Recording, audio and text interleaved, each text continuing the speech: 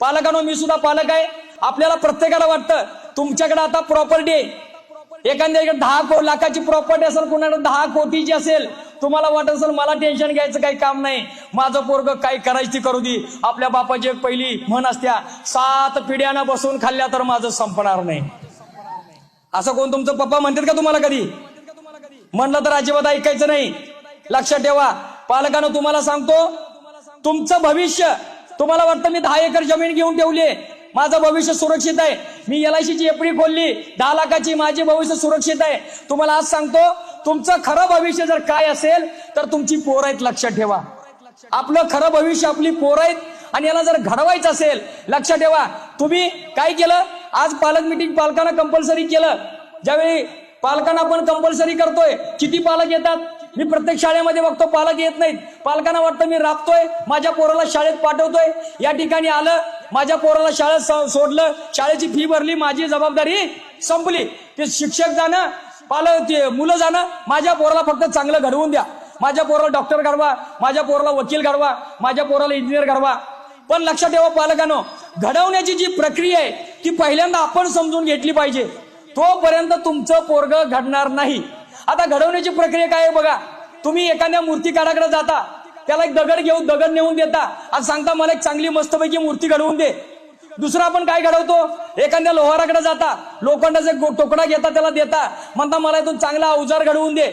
एखाद्या सोनाराकडे जाता, जुन्या सोन्याचा दागिना देता, त्याला देता हातामध्ये, मला एक चांगला दागिना घडवून दे. माता भगिनी 100% जात असतील, सोनाराकडे जाता, एक जुना दागिना देता, बरोबर आहे.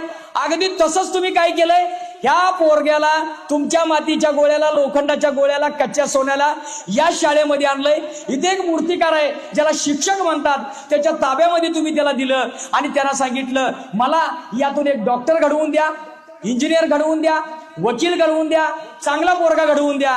तुम्ही त्यांच्याजवळ आणून सोडलं, बरोबर आहे. इथंपर्यंत ठीक आहे. तुम्हाला प्रत्येकाला वाटतंय माझं पोरगं काहीतरी चांगलं घडावं आणि घडवायचं काम शिक्षकांनी करावं. लक्षात ठेवा ती घडवण्याची प्रक्रिया अगोदर समजून घ्या.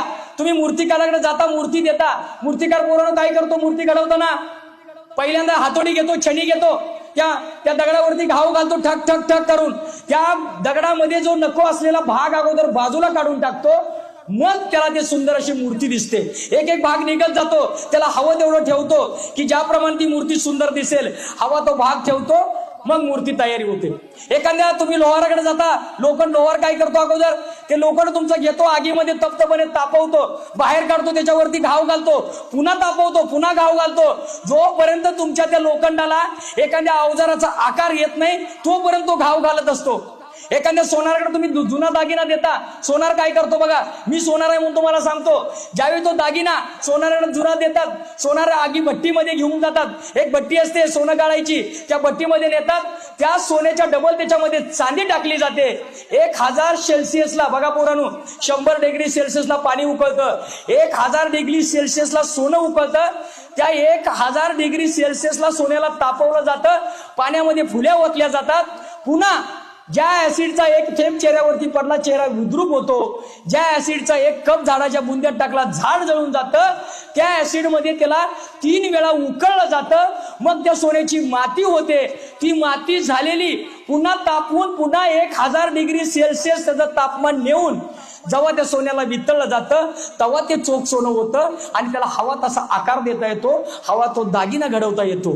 मला सांगा, घडवण्याची प्रक्रिया सोपी नाही. तुम्ही काय करायचंय, मूर्तिकाराकडे मूर्ती घेऊन, दगड घेऊन जायचं, मला छानपैकी मूर्ती घेऊन पाहिजे, पण लक्षात ठेव याला हातोडी मारायची नाही, छणी मारायची नाही.